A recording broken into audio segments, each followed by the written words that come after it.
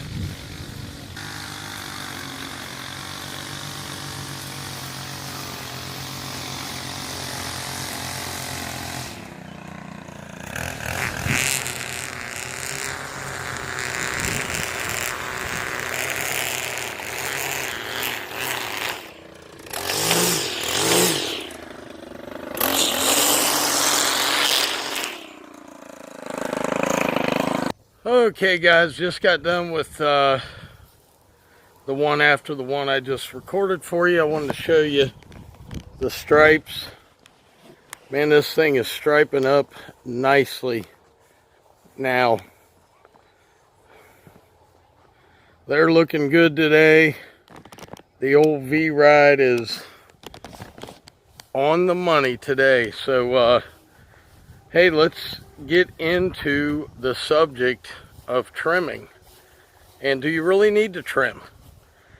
So I've never really heard this talked about. Of course, like I've said before, I don't watch a lot of YouTube videos. I kind of do lawn care, so when I get home, kind of burn out of watching it. But of course, I watch my buddies. And number one, I think if you are new to the lawn care business, I think you should trim each and every time to try to perfect the craft, because I believe trimming is it's like an art form. It's the very last thing you're going to do to set that yard off and set it apart from everyone else's. So I think people who are new at trimming should be trimming all the time. Everything, every week, every time. I also think every spring and fall, you're almost going to have to trim everything each week. Now, here's where you don't really need to trim. Okay, if you've just got newly planted grass seed and it's a youngling is what I call it, about 4 inches, 5 inches, I leave that alone. I don't trim that kind of stuff. I want it to really take root and get a solid foundation.